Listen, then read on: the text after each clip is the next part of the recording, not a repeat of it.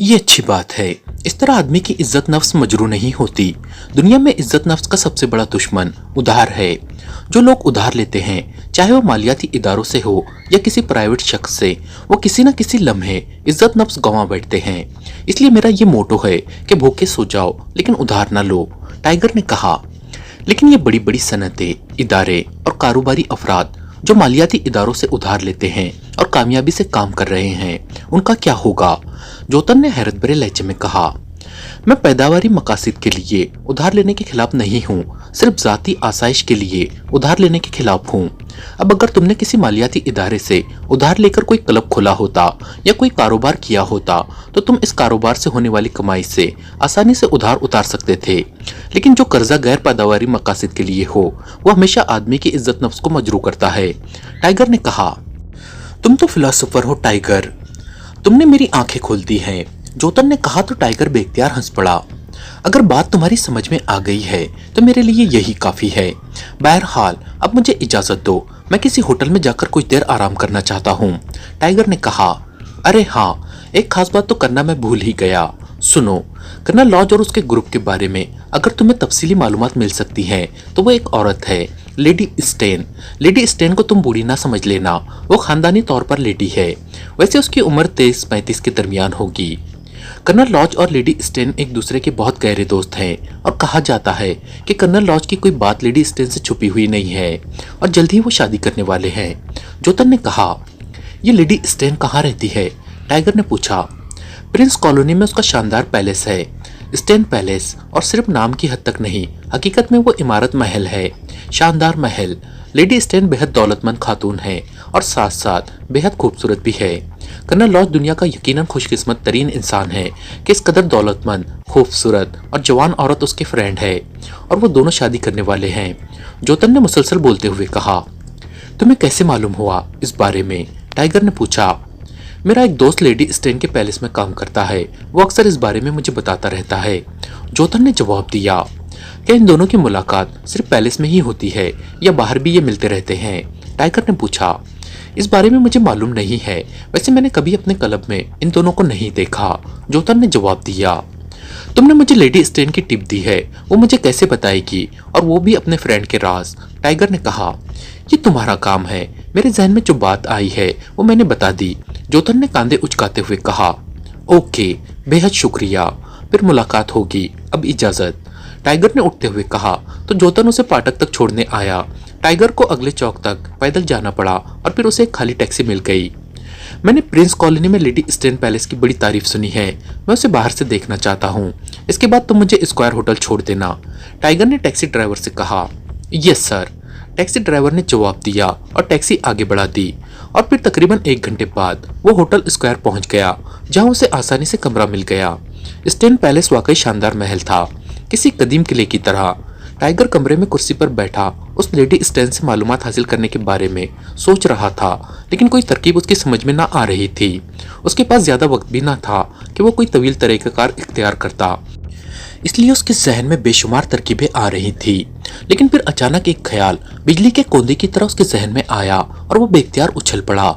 उसे अचानक याद आ गया था कि विलिंगटन में उसका एक दोस्त बून भी रहता है और बून के बारे में उसे मालूम था कि उसका ताल्लुक एक ऐसी खुफिया तंजीम के साथ था जो एक्रीमिया, यूरोप और रूसिया की साइंसी लेबोरेटरियों से अहम फार्मूले चोरी करके उन्हें एक्रीमिया, यूरोप और इसराइल की उन लेबोरेटरियों को फरोख्त कर दिया करते थे, जो इन फार्मूलों को तैयार करके तैयार शुदा फार्मूले हुकूमतों को भारी मुआवजे के एवज फरोख्त कर दिया करते थे।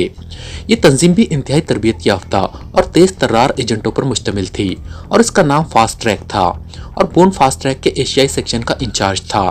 काफी अरसा पहले बून को उसके मुखालिफों ने एक ऐसी जगह घेर लिया था जहां उसकी मदद करने वाला कोई ना था और वो उसे सिर्फ गोली मारकर हलाक करने की बजाय उसकी बेबसी को देखते हुए उसके जिस्म की एक एक हड्डी तोड़कर उसे इबरतनाक मौत मारने के दर पे थे। उनकी तादाद 4 थी और बून अपने तौर पर उन चारों का मुकाबला करने की कोशिश कर रहा था, लेकिन आहिस्ता आहिस्ता वो सुस्त पड़ता जा रहा था। दोस्तों, अगर आप हमारे चैनल पर नए हैं या अब तक आपने हमारे चैनल को सब्सक्राइब नहीं किया है तो चैनल को सब्सक्राइब कर लें ताकि आपको हर नई वीडियो आसानी से मिल सके और वीडियो को लाइक ज़रूर करें। शुक्रिया। और वो चारों उस पर पल पड़े थे और फिर वाकई बून की हड्डियां तोड़ने का आगाज शुरू कर दिया गया था। बून के हलक से कर्बनाक चीखें निकलने लगी, लेकिन उसके दुश्मनों को इस बात की परवाह न थी, क्योंकि यह सुनसान इलाका था और इधर से इक्का दुक्का गाड़ियां ही गुजरती थीं, और वो भी उस जगह से खासे फासले से। अब ये बून की खुशकिस्मती थी या उसके उन चारों दुश्मनों की बदकिस्मती कि टाइगर दारुल हुकूमत वापस जाते हुए इस सुनसान इलाके से गुजर रहा था, और फिर उसके कानों में बून की चीखों की आवाजें पड़ गई तो उसने कार को उस इलाके की तरफ मोड़ दिया, और फिर काफी आगे बढ़ने के बाद उसने 4 अफराद को एक आदमी को मारते देखा तो वो कार रोककर नीचे उतरा और उसने उन चारों को ललकारा तो टाइगर पर फायर खोला गया, लेकिन टाइगर पहले से उसके लिए ज़हनी तौर पर तैयार था, इसलिए फायरिंग के बावजूद वो उन पर पल पड़ा, और फिर थोड़ी सी लड़ाई के बाद उनमें से तो 2 बेहोश होकर गिर पड़े जबकि 2 भागने में कामयाब हो गए। वैसे टाइगर करीब से ही उन्हें देखकर पहचान गया था कि उनका ताल्लुक अंडरवर्ल्ड के एक बदमाश ग्रुप से है। बून की हालत भी खराब थी, वो उसे उठाकर और कार में डालकर एक प्राइवेट अस्पताल ले आया, और फिर सारी रात वो उसके करीब बैठा रहा। बून को जब होश आया और उसको जब मालूम हुआ कि उसकी जिंदगी टाइगर ने बचाई है तो उसने उसका शुक्रिया अदा किया कि उसने उसकी जिंदगी बचाई है। बून को 1 हफ्ता अस्पताल में रहना पड़ा, उसके बाद वो ठीक हो गया, लेकिन तब से बून और टाइगर की दोस्ती मिसाली अंदाज में शुरू हो गई। 1 साल कबल बून वापस एक्रीमिया चला गया और उसकी तंजीम फास्ट ट्रैक ने एशियाई डेस्क का चार्ज किसी और को दे दिया, लेकिन बून सिर्फ टाइगर से मिलने अक्सर पाकिस्तान आता रहता था, और टाइगर भी 1-2 बार यहाँ एक्रीमिया आने पर उससे मिल चुका था। उसके जहन में अचानक ये ख्याल आया था कि वो इस सिलसिले में बून से बात करे, शायद वो इस मामले में उसकी मदद कर सके। उसे बून का फ़ोन नंबर मालूम था। उसने रिसीवर उठाया और फ़ोन पीस के नीचे लगे हुए बटन को प्रेस करके उसे डायरेक्ट किया, और फिर फ़ोन नंबर प्रेस करने शुरू कर दिए। यस, बून बोल रहा हूँ। राब्ता कायम होते ही बून की मखसूस आवाज़ सुनाई दी। उसकी आवाज़ ऐसी थी जैसे कोई बलगमज़दा आदमी बोलता है, इसीलिए अगर बून अपना नाम ना भी लेता तब भी उसकी आवाज़ लाखों में आसानी से पहचानी जा सकती थी। टाइगर बोल रहा हूँ बून, टाइगर ने कहा। अरे टाइगर, तुम और यहाँ विलिंगटन में कब आए हो, कैसे आए हो, मुझे क्यों नहीं इत्तला दी? दूसरी तरफ से बून ने यकलक फट पड़ने वाले लहजे में कहा, और टाइगर को उसकी इस बात पर हैरत ना हुई थी कि उसने फौरन मालूम कर लिया था कि वो विलिंगटन से ही बोल रहा था। उसे मालूम था कि बून अब फास्ट ट्रैक के एक सेक्शन का चीफ है, और उसके पास फ़ोन कंप्यूटर है जो न सिर्फ उससे कॉल करने वाले का नंबर बल्कि इलाका और शहर भी बता सकता था। इसलिए जैसे ही कॉल मिली होगी वॉइस कंप्यूटर पर सब कुछ डिस्प्ले हो गया होगा, इसलिए उसे मालूम हो गया होगा कि टाइगर विलिंगटन से ही बात कर रहा है। तुमने ये भी मालूम कर लिया होगा कि मैं स्क्वायर होटल से बोल रहा हूँ। कमरा मैं बता देता हूँ, 101। चुनांचे आ जाओ, मेरे पास ज़्यादा वक्त नहीं है और मैंने तुमसे ज़रूरी बातें करनी हैं। टाइगर ने जवाब देते हुए कहा, ओके, मैं आ रहा हूँ। दूसरी तरफ से कहा गया और उसके साथ ही राब्ता ख़त्म हो गया तो टाइगर ने भी रिसीवर रख दिया। फिर तकरीबन आधे घंटे बाद कमरे का दरवाज़ा खुला और बून अंदर दाखिल हुआ। टाइगर ने उठकर उसका इस्तकबाल किया और उन दोनों ने बड़ी गर्मजोशी से मुसाफा किया। फिर टाइगर ने रिसीवर उठाकर रूम सर्विस वालों को हॉट कॉपी भिजवाने का कहकर रिसीवर रख दिया।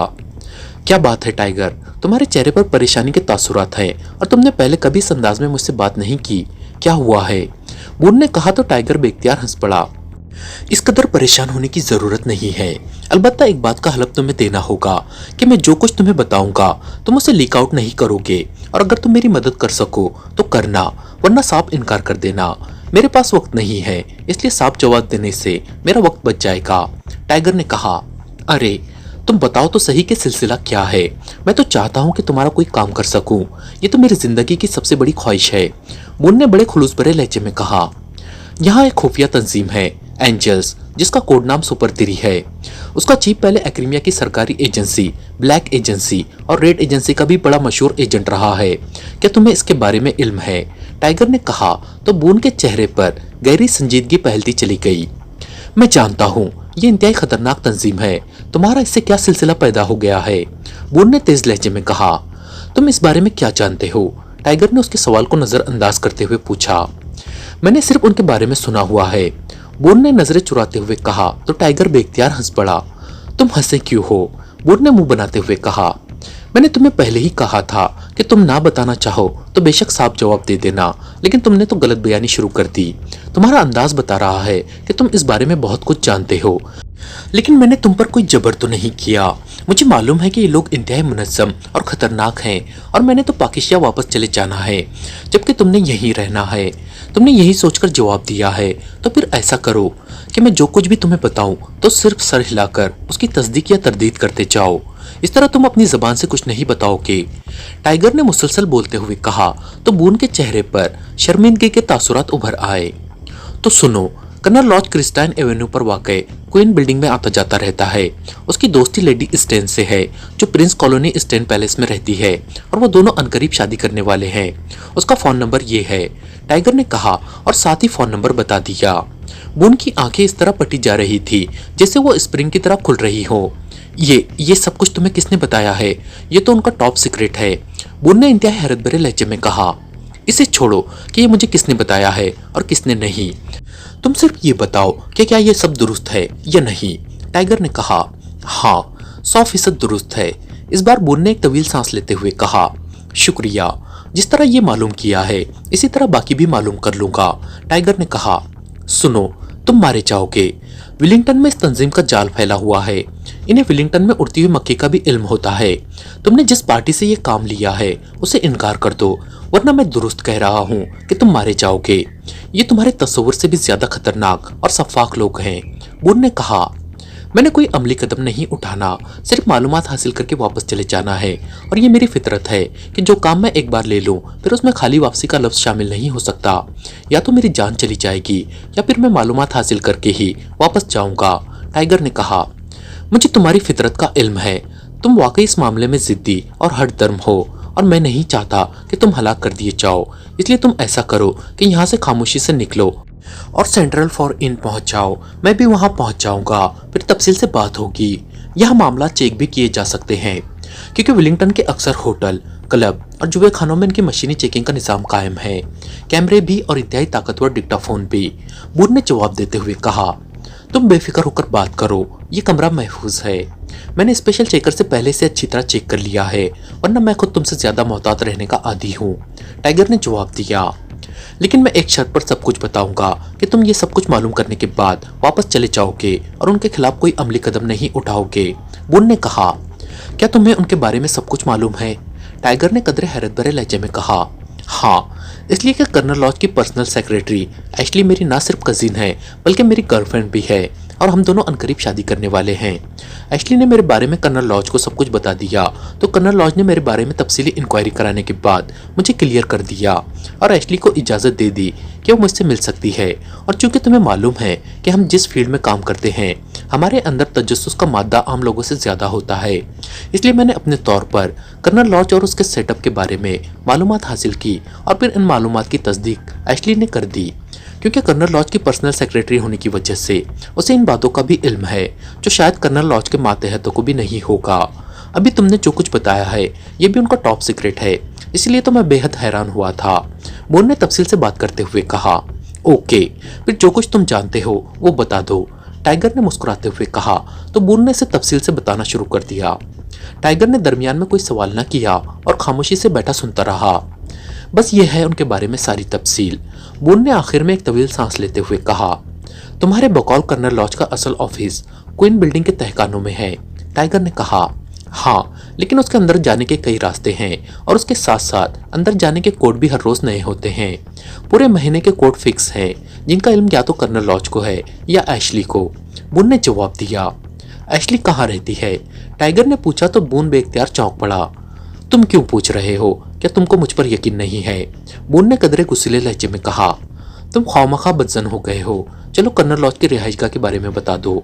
टाइगर ने मुस्कुराते हुए कहा, वो क्वीन बिल्डिंग में रहता है या स्टेन पैलेस में, इसके अलावा उसका कोई ठिकाना नहीं है। बून ने जवाब दिया, वो किसी न किसी क्लब में तो जाता होगा। टाइगर ने कहा, हाँ, कभी कभार वो लेडी स्टेन के साथ रॉयल क्लब में भी जाता रहता है, लेकिन रॉयल क्लब में सिर्फ टॉप उमरा जा सकते हैं, वरना वहाँ का हिफाजती निज़ाम किसी लेबॉर्ट्री के हिफाजती निज़ाम से भी ज्यादा सख्त है। बून ने जवाब दिया, ओके, तुम्हारी मेहरबानी कि तुमने मुझे सब कुछ बता दिया। अब मैं रिपोर्ट बनाकर पाकिस्तान भिजवा दूंगा और फिर खुद भी यहाँ से चला जाऊंगा। टाइगर ने कहा, तुम रिपोर्ट वहीं जाकर बना लेना। बून ने कदरे परेशान से लहजे में कहा, तुम्हारी बात भी ठीक है, मैंने नाराग जाना है, मैं वहां चला जाता हूँ। अब यहाँ तो मेरा काम खत्म हो गया। क्या तुम अपना असर व रसूख इस्तेमाल करके मुझे जल्द अज जल्द नाराग भिजवा सकते हो? टाइगर ने कहा। हाँ, क्यों नहीं, बून ने कदरे इत्मीनान भरे लहजे में कहा और रिसीवर उठाकर उसने फोन पे इसके नीचे मौजूद बटन प्रेस करके उसे डायरेक्ट किया और फिर तेजी से नंबर प्रेस करने शुरू कर दिए। आखिर में उसने लाउडर का बटन भी खुद ही प्रेस कर दिया। Air float travelling agency. राब्ता कायम होते ही दूसरी तरफ से एक निस्वानी आवाज सुनाई दी। रॉबर्ट मैकन से बात कराओ, मैं बून बोल रहा हूँ। बून ने कदरे सख्त लहजे में कहा। यस सर, होल्ड करें। दूसरी तरफ से इस बार कदरे मुअद्दबाना लहजे में कहा गया। हेलो, मैकन बोल रहा हूँ। चंद लम्हों बाद एक भारी सी आवाज सुनाई दी। बून बोल रहा हूँ मैकन, मुझे अपने दोस्त के लिए नाराग का एक कंफर्म टिकट चाहिए, जल्दी से जल्दी। किस वक्त की फ्लाइट मिल सकती है? बून ने कहा। 1 मिनट, दूसरी तरफ से कहा गया। हेलो सर मिस्टर बून, 1 घंटे बाद नाराग की फ्लाइट रवाना होगी, उस पर कंफर्म टिकट मिल सकता है। दूसरी तरफ से कहा गया। ओके, ठीक है, टिकट भिजवा दो मेरे नाम पर, मैं एयरपोर्ट पर मौजूद रहूंगा। बून ने कहा। लेकिन अभी आपने अपने दोस्त की बात की थी। मैकन ने चौंक कर कहा। हाँ, लेकिन तुम्हें इससे कोई गर्ज नहीं होनी चाहिए, ये डोमेस्टिक फ्लाइट है, इंटरनेशनल नहीं, समझे? बून ने तेज लहजे में कहा। यस सर, टिकट पहुंच जाएगा। दूसरी तरफ से कहा गया तो बून ने ओके कहकर रिसीवर रख दिया। नाराग में कहाँ ठहरोगे? बून ने रिसीवर रखकर टाइगर से पूछा। वहाँ तुम्हारी तरह मेरा एक दोस्त है, उसके पास, और हाँ, मैं वहीं से बराह रास्त पाकिस्तान चला जाऊंगा, इसलिए फिर मुलाकात होगी, टाइगर ने उठते हुए कहा और फिर उसने अपना बैग अलमारी से निकालकर उसे सेट किया, कागजात जेब में डाले और होटल का कमरा छोड़कर वो बून की कार में सवार होकर एयरपोर्ट रवाना हो गए। और फिर तकरीबन 1.5 घंटे बाद वो जहाज में बैठा नाराग की तरफ बढ़ा चला जा रहा था। उसे नाराग में कोई काम न था, वो सिर्फ बून से पीछा छुड़ाना चाहता था। उसे मालूम था कि बून सुपर 3 से बेहद खौफजदा है, इसलिए वो उसका पीछा न छोड़ेगा। इसलिए टाइगर ने यही सोचा कि वो नाराग जाकर वहां रात गुजार कर मेकअप में वापस आ जाएगा। बून ने उसे जो तफसील बताई थी उसको सुनकर उसने फैसला कर लिया था कि वो सिर्फ मालूमात लेकर वापस नहीं जाएगा, बल्कि उस कर्नल लॉज का खात्मा और क्वीन बिल्डिंग को मुकम्मल तौर पर तबाह कर देगा। कर्नल लॉज के बारे में बून ने जो कुछ बताया था उसके मुताबिक कर्नल लॉज की मौत के बाद सुपर 3 काफी अरसे तक इतनी फाल नहीं रह सकेगी जितनी कर्नल लॉज की वजह से है। चुनांचे नाराग पहुंचकर उसने एक दरमियाने दर्जे के होटल में कमरा लिया और फिर लिबास तब्दील करके वो नाराग के एक मारूफ क्लब की तरफ रवाना हो गया। ये नाराग का मारूफ मास्टर क्लब था। इस क्लब का असिस्टेंट मैनेजर एंथोनी भी टाइगर का खासा गहरा दोस्त था। उसके चक्कर भी पाकिस्तान लगते रहते थे। और थोड़ी देर बाद टाइगर एंथोनी के ऑफिस में दाखिल हो रहा था। आओ आओ टाइगर, खुश आमदीद, खुश आमदीद। लहीम शहीम एंथोनी ने उठकर टाइगर का इस्तकबाल करते हुए कहा। कैसे हो? काफी अरसा हुआ है तुमने पाकिस्तान का चक्कर ही नहीं लगाया, इसलिए मैंने सोचा कि मैं ही मिल आऊं। टाइगर ने गर्म जोशाना अंदाज में मुसाफे के बाद कुर्सी पर बैठते हुए कहा। बस फुर्सत ही नहीं मिली, तुम सुनाओ कैसे आना हुआ है? एंथोनी ने रिसीवर उठाकर किसी को जूस लाने का ऑर्डर देते हुए कहा। तुमसे मिलने आया हूँ और तो मुझे यहाँ कोई काम नहीं है, टाइगर ने जवाब दिया तो एंथोनी बेख्तियार हंस पड़ा। ये बात तो तुम उससे किया करो जो तुम्हें नहीं जानता हो। तुम बगैर काम के अपने मुल्क में कहीं नहीं जाते और सिर्फ मुझसे मिलने के लिए तुम पाकिस्तान से नाराग कैसे आ सकते हो? असल बात बताओ, एंथोनी ने हंसते हुए कहा तो टाइगर भी बेख्तियार हंस पड़ा। चलो असल बात बता देता हूँ। मेरी पार्टी ने विलिंगटन की एक तंजीम के बारे में मालूमात हासिल करने के लिए मुझे हायर किया है। मालूमात तो मैंने हासिल कर ली है, लेकिन जिस आदमी से मैंने ये मालूमात हासिल की है वो मुझे फौरन वापस भिजवाना चाहता था, इसलिए मैं उसे चक्कर देकर नाराग आ गया हूँ ताकि तुमसे भी मुलाकात हो जाए और मैं भी फौरी वापस जाने से बच जाऊं। टाइगर ने कहा। क्यों? तुम फौरी क्यों वापस नहीं जाना चाहते? क्या तुम्हारा ख्याल था कि मालूमात नामुकम्मल हैं या मुज़द्दका नहीं है? एंथोनी ने कहा। उसी लम्हे दरवाजा खुला और एक नौजवान लड़की हाथ में ट्रे उठाए अंदर दाखिल हुई। ट्रे में जूस का एक गिलास मौजूद था जो उसने टाइगर के सामने रखा और वापस चली गई। ये बात नहीं, दरअसल मैंने जिस पार्टी से सौदा किया है वो सौदा बेहद भारी मुआवजे पर किया है, इसलिए मैं नहीं चाहता कि फौरी वापस जाकर उन्हें यह एहसास दिलाऊं कि इतनी भारी रकम मुझे मुफ्त में मिल गई है। टाइगर ने जूस का गिलास उठाते हुए कहा। तुम ऐसे ही हैरत अंगेज काम करते रहते हो। जो काम दूसरों को पहाड़ नजर आता है तुम उसे पलक झपकने में कर लेते हो।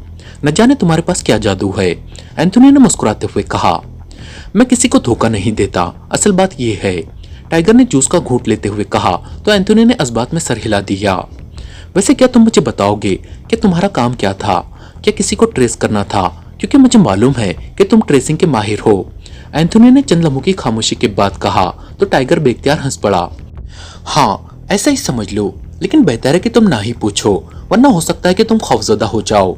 टाइगर ने आखिरी घूंट लेकर खाली गिलास वापस साइड तिपाई पर रखते हुए कहा, ये तुम कह रहे हो, जबकि तुम मुझे जानते हो कि एंथोनी पूरे एक्रीमिया में इस वजह से मशहूर है कि वो किसी से नहीं डरता।